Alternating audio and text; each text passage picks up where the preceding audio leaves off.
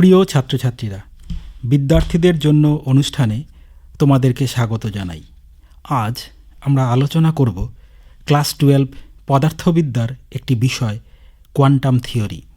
এই quantum theory জানার আগে আমরা একটু জেনে নেই যে পদার্থবিজ্ঞান বা ফিজিক্স আসলে কি।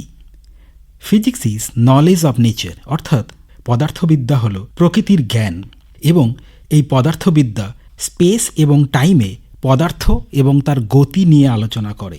সেই সাথে পদার্থবিজ্ঞান আলোচনা করে শক্তি এবং বল নিয়ে। আরও বিশদভাবে বলা যায় যে পদার্থবিদ্যা হল প্রকৃতির একটি সাধারণ বিশ্লেষণ। এই সাধারণ বিশ্লেষণ করা হয় যাতে কিনা আমরা বুঝতে পারি যে এই বিশ্ব ব্রহ্মাণ্ড, এই ইউনিভার্স কিভাবে কাজ করছে। মনে রাখবে, পদার্থবিদ্যা একটি পুরনো যে একাডেমিক ডিসিপ্লিনগুলো রয়েছে তাদের মধ্যে অন্যতম। এর সূত্রপাত হয় প্রায় 600 থেকে 650 বছর আগে, মূলত গ্যালিলিওর হাত ধরে। পরবর্তীকালে বিজ্ঞানী নিউটন তার গতীয় সূত্র প্রদান করেন এবং তার গ্র্যাভিটেশন সংক্রান্ত তার মহাকর্ষ সূত্র প্রদান করেন, এবং এই নিউটনের গতীয় সূত্র, গ্র্যাভিটেশনাল সূত্র, গ্র্যাভিটেশনাল ল, এই জিনিসগুলি কিন্তু পদার্থবিদ্যার অন্যতম মূল স্তম্ভ হিসাবে ধরে নেওয়া হয়। অনেক পুরনো যে ফিজিক্স দীর্ঘদিন থেকে চলে আসছে, অর্থাৎ নিউটন গ্যালিলিওর সময়কার যে ফিজিক্স, সেই ফিজিক্সকে বলা হয় ক্লাসিক্যাল ফিজিক্স। এবং সেই ফিজিক্সে যখন বল নিয়ে আলোচনা করা হয়, সেই পুরনো ফিজিক্সকে বলা হয় ক্লাসিক্যাল মেকানিক্স। এবার আমরা জেনে নেই যে ক্লাসিক্যাল মেকানিক্স আসলে কি। ক্লাসিক্যাল মেকানিক্স হলো এমন একটি ব্রাঞ্চ, পদার্থবিদ্যার এমন একটি ব্রাঞ্চ যা ম্যাক্রোস্কোপিক বডি, অর্থাৎ বৃহৎ যে বস্তুগুলো রয়েছে তাদেরকে নিয়ে কাজ করে। যেমন বৃহৎ বস্তু বলতে কি বোঝায়? যেমন একটি ফুটবলের গতি, একটি গাড়ির গতি, পৃথিবীর গতি, গ্রহ উপগ্রহের গতি, অর্থাৎ আমরা দৈনন্দিন জীবনে যা দেখতে পাই সেই সব কিছু নিয়ে আলোচনা করে ক্লাসিক্যাল ফিজিক্স। এটা মূলত নিউটনের সূত্রের ওপর বেস করে দাঁড়িয়ে রয়েছে। ক্লাসিক্যাল মেকানিক্সে 3টি ভাগে ভাগ করা হয়। একটি হলো নিউটনিয়ান মেকানিক্স, দ্বিতীয়টি হলো ল্যাগ্রাঞ্জিয়ান মেকানিক্স এবং তৃতীয়টি হলো হ্যামিল্টনিয়ান মেকানিক্স। নিউটনিয়ান মেকানিক্স সাধারণত ডিসপ্লেসমেন্ট অর্থাৎ সরণ, ভেলোসিটি অর্থাৎ গতিবেগ, অ্যাক্সিলারেশন অর্থাৎ ত্বরণ ইত্যাদি ব্যাপারগুলোকে নিয়ে কাজ করে। অন্যদিকে ল্যাগ্রাঞ্জিয়ান এবং হ্যামিল্টনিয়ান মেকানিক্স কাজ করে শক্তির বিভিন্ন সমীকরণ নিয়ে। মনে রাখবে, ক্লাসিক্যাল মেকানিক্স সেই সমস্ত বিষয়গুলি নিয়ে কাজ করে যা আমরা দৈনন্দিন জীবনে প্রত্যহ পর্যবেক্ষণ করে থাকি। এই প্রসঙ্গে উল্লেখ্য যে ক্লাসিক্যাল মেকানিক্স সবসময় প্রেডিক্টেবল প্যাটার্নে কাজ করে, অর্থাৎ এক্ষেত্রে আমরা বলে দিতে পারি যে একটি কণা সকাল 7টার সময় এখানে রয়েছে, 5 মিনিট পরে বা 10 মিনিট পরে কণাটি কোথায় থাকবে সেটা কিন্তু নিশ্চিতভাবে ক্লাসিক্যাল মেকানিক্স বলে দিতে পারে। এক্ষেত্রে মনে রাখবে, কণাটির পজিশন অর্থাৎ কণাটির অবস্থান এবং ভরবেগ অর্থাৎ মোমেন্টাম, এই দুটোকেই কিন্তু 100% অ্যাকিউরেসির সাথে সাইমালটেনিয়াসলি আমরা পরিমাপ করতে পারি। এবার তোমাকে আমি এমন দুটো বিষয়ের কথা বলবো যেখানে ক্লাসিক্যাল মেকানিক্স ঠিকঠাক মতো কাজ করতে পারে না। তার একটি হলো হাই স্পিড, অর্থাৎ যে কণাগুলোকে নিয়ে আমরা কাজ করছি তাদের গতিবেগ যদি অনেক বেশি হয়, অর্থাৎ আলোর বেগের সাথে তুলনীয় হয়, তবে ক্লাসিক্যাল মেকানিক্স কিন্তু ঠিকঠাক মতো কাজ করতে পারে না। সেক্ষেত্রে নিউটনের থিওরিকে সামান্য পরিবর্তন করে আমরা রিলেটিভিটি তৈরি করি, অর্থাৎ বিশেষ আপেক্ষিকতাবাদ তৈরি করে থাকি। দ্বিতীয় যে ক্ষেত্রটি রয়েছে যেখানে ক্লাসিক্যাল মেকানিক্স ঠিকঠাক মতো কাজ করতে পারে না, সেটা হলো মাইক্রোস্কোপিক পার্টিকেলস, অর্থাৎ যে ক্ষুদ্রাতি ক্ষুদ্র জগতের যে বস্তু কণাগুলি রয়েছে, যেমন ইলেকট্রন, প্রোটন, নিউট্রন, তাদের ক্ষেত্রে কিন্তু এই ক্লাসিক্যাল মেকানিক্স ঠিকঠাক মতো কাজ করতে পারে না। বা আমরা যদি সেখানে ক্লাসিক্যাল মেকানিক্সের সূত্রগুলিকে প্রয়োগ করি তাহলেও যে উত্তর পাওয়া যায় তা কিন্তু ভুলে ভরা। তাই ক্লাসিক্যাল মেকানিক্স বা নিউটনিয়ান মেকানিক্সের আমূল পরিবর্তন করে আমরা তৈরি করেছি কোয়ান্টাম মেকানিক্স। এবার একটু বুঝে নেওয়ার চেষ্টা করব যে কোয়ান্টাম মেকানিক্স আসলে কি। কোয়ান্টাম মেকানিক্স হলো পদার্থবিজ্ঞানের এমন একটি ব্রাঞ্চ যা সাব অ্যাটমিক লেভেল অর্থাৎ সাব অ্যাটমিক লেভেলে মাইক্রোস্কোপিক বডিজ যেমন ইলেকট্রন, প্রোটন, নিউট্রন ইত্যাদি ক্ষুদ্রাতি ক্ষুদ্র জগতের বস্তুকণাগুলিকে নিয়ে কাজ করে। এই পুরো কোয়ান্টাম মেকানিক্স দাঁড়িয়ে থাকে শরিঞ্জারের ওয়েভ ইকুয়েশনের ওপর। যে সমস্ত বিজ্ঞানীরা এই কোয়ান্টাম মেকানিক্স তৈরি করতে বিশেষ অবদান রেখে গেছেন তাদের মধ্যে অন্যতম হলেন Max Planck, Albert Einstein, Heisenberg, de Broglie ইত্যাদি। এই কোয়ান্টাম মেকানিক্সকে আমরা সাধারণত দুটো ভাগে ভাগ করি। একটি হলো নন রিলেটিভিস্টিক কোয়ান্টাম মেকানিক্স, অর্থাৎ এখানে আমরা যে বস্তুকণাগুলিকে নিয়ে কাজ করি তাদের গতিবেগ আলোর গতিবেগের তুলনায় অনেকটা কম। আর দ্বিতীয়টি হলো রিলেটিভিস্টিক কোয়ান্টাম মেকানিক্স, অর্থাৎ এখানে যে বস্তুগুলিকে নিয়ে আমরা কাজ করি তাদের গতিবেগ আলোর গতিবেগের সাথে প্রায় কাছাকাছি বা আলোর গতিবেগের সাথে সমতুল্য। মনে রাখবে, কোয়ান্টাম মেকানিক্স কিন্তু ক্লাসিক্যাল মেকানিক্সের মতো প্রেডিক্টেবল প্যাটার্নে কাজ করে না। এখানে কোয়ান্টাম মেকানিক্স পুরোটাই আনপ্রেডিক্টেবল প্যাটার্নে কাজ করে। অর্থাৎ একটি পার্টিকেল এখন সকাল 7টার সময় এখানে রয়েছে, 5 মিনিট পরে বা 10 মিনিট পরে কণাটি কোথায় থাকবে এটা কিন্তু নিশ্চিতভাবে কোয়ান্টাম মেকানিক্সে বলা সম্ভব নয়। শুধু তাই নয়, এক্ষেত্রে কোনো একটা কণার পজিশন এবং মোমেন্টাম অর্থাৎ অবস্থান এবং ভরবেগকে একই সাথে 100% অ্যাকিউরেসির সাথে কিন্তু পরিমাপ করা সম্ভব হয় না। অর্থাৎ একই সাথে পজিশন ও মোমেন্টামকে 100% অ্যাকিউরেসির সাথে পরিমাপ করা অসম্ভব কোয়ান্টাম মেকানিক্সের ক্ষেত্রে। এই রকম প্রচুর মজাদার এবং ইন্টারেস্টিং ঘটনা আমরা কিন্তু কোয়ান্টাম মেকানিক্সের ক্ষেত্রে পেয়ে থাকি। শুধু তাই নয়, তুমি জানলে অবাক হবে যে দুটো একই রকম এক্সপেরিমেন্ট যদি দুবার পারফর্ম করা হয় কোয়ান্টাম মেকানিক্সের ক্ষেত্রে, সেক্ষেত্রেও তুমি দুটো পরীক্ষার ক্ষেত্রে একই উত্তর নাও পেতে পারো। অর্থাৎ কোয়ান্টাম মেকানিক্সে কোনো কিছুকে নিশ্চিতভাবে বলা যায় না, যা বলতে হয় সেটি হলো প্রবাবিলিটি অর্থাৎ সম্ভাবনা। অর্থাৎ একটি পার্টিকেল এখানে সকালবেলা 7টার সময় এখানে রয়েছে, 5 মিনিট পরে কোথায় থাকবে এটা নিশ্চিতভাবে বলা যায় না, কিন্তু 5 মিনিট পরে এখানে থাকার বা সেখানে থাকার সম্ভাবনা কত আমরা শুধু সেটাই বলতে সক্ষম হই। অর্থাৎ এই কোয়ান্টাম মেকানিক্স কিন্তু কখনোই নিশ্চিতভাবে কিছু বলে না, বলে তার প্রবাবিলিটি অর্থাৎ সম্ভাব্যতার কথা। আর কোয়ান্টাম মেকানিক্সের এই মজাদার ঘটনাগুলিকে ব্যাখ্যা করার জন্য বিজ্ঞানী আরউইন শরিঞ্জার একটি থট এক্সপেরিমেন্টের কথা বলেন।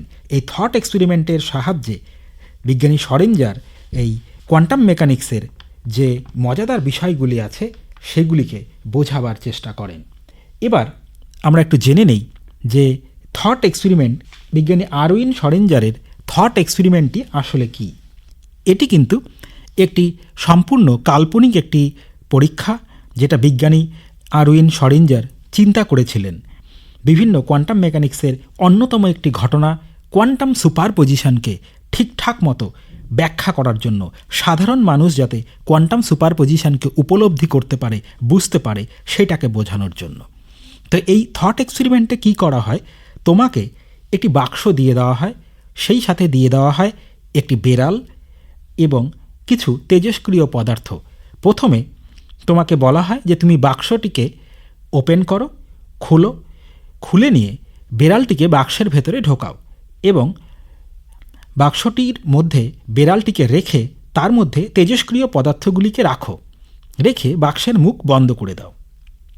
এই অবস্থায় কিছুক্ষণ থাকার পরে তোমাকে জিজ্ঞেস করা হবে যে বলো তো বেড়ালটি জীবিত রয়েছে না মৃত।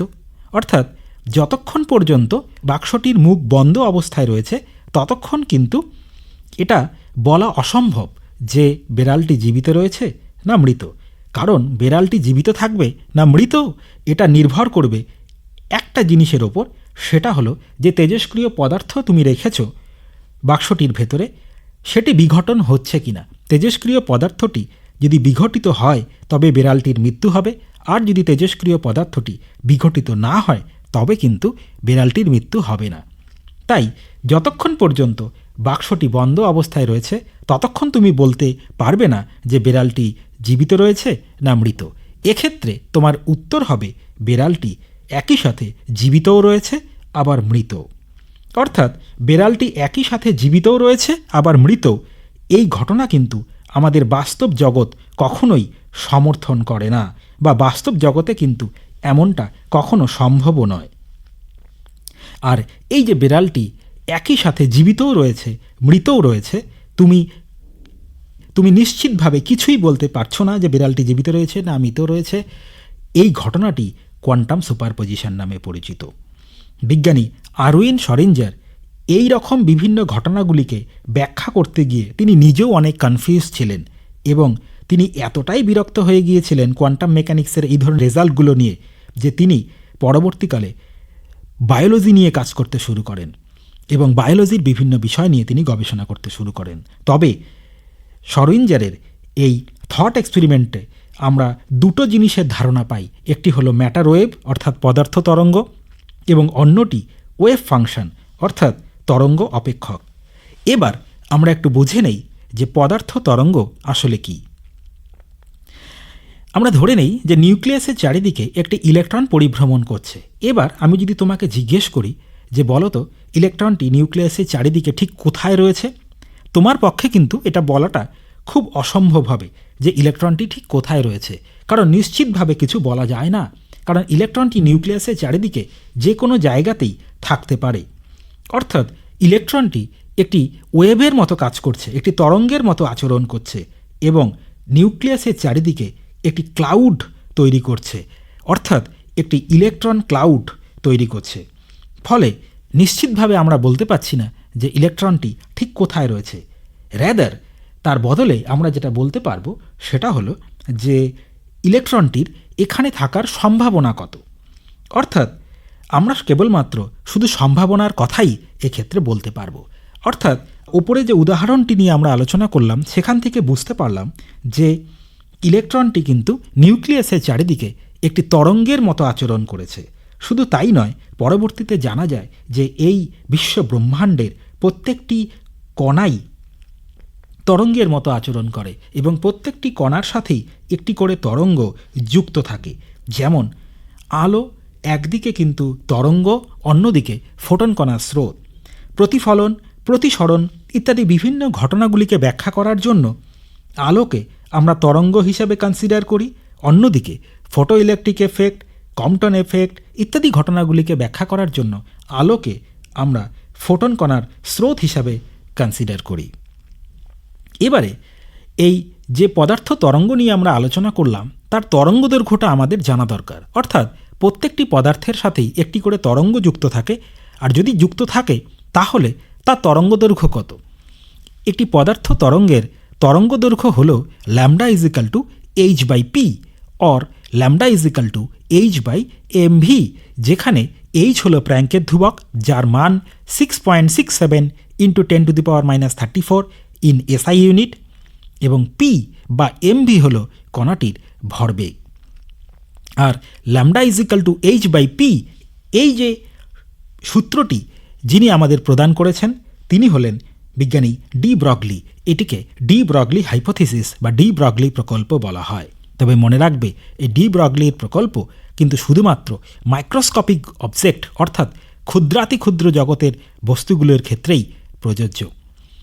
এবার কখনো আমাদের মনে হতেই পারে যে আমি যদি জিজ্ঞেস করি যে তুমি নিজেকে কি কখনো কণা বা ওয়েভ হিসাবে কনসিডার করেছো, কখনো কি মনে হয়েছে যে তুমি একটি তরঙ্গ? তুমি বলবে নিশ্চয়ই না। কেন? কারণ তোমার সাথেও কিন্তু একটা তরঙ্গ যুক্ত রয়েছে। তবে সেই তরঙ্গের তরঙ্গদৈর্ঘ্য যদি আমরা হিসাব করি তবে দেখব যে তার তরঙ্গদৈর্ঘ্যের মান এতটাই ছোট যে সেটা প্রায় শূন্যের কাছাকাছি। সেই জন্য তোমার সাথে যে তরঙ্গটি যুক্ত রয়েছে তার তরঙ্গদৈর্ঘ্যের মান অলমোস্ট 0 এবং সেই জন্যই কিন্তু তুমি নিজেকে কখনোই ওয়েভ হিসাবে বা তরঙ্গ হিসাবে উপলব্ধি করতে পারো না। তুমি নিজেকে ওয়েভের তুলনায় পার্টিকেল হিসাবে বেশি উপলব্ধি করতে সক্ষম হও। অর্থাৎ যে সমস্ত বস্তুগুলি আকারে বড়, যাদের ভর বেশি, তাদের ক্ষেত্রে এই তরঙ্গ দৈর্ঘ্যটির মান অত্যন্ত ছোট হবে এবং তারা কিন্তু নিজেদেরকে পার্টিকেল হিসেবে মনে করবে। অন্যদিকে যে সমস্ত কণাগুলির ভর অনেক কম তারা কিন্তু একই সাথে নিজেদেরকে কণা এবং ওয়েভ অর্থাৎ পার্টিকেল এবং ওয়েভ দুটো সত্তাই তাদের মধ্যে পরিলক্ষিত হবে। ঠিক যেমন ইলেকট্রন, প্রোটন, নিউট্রন এদের প্রত্যেকের মধ্যেই কিন্তু পার্টিকেল নেচার এবং ওয়েভ নেচার দুটোই সমানভাবে বিদ্যমান।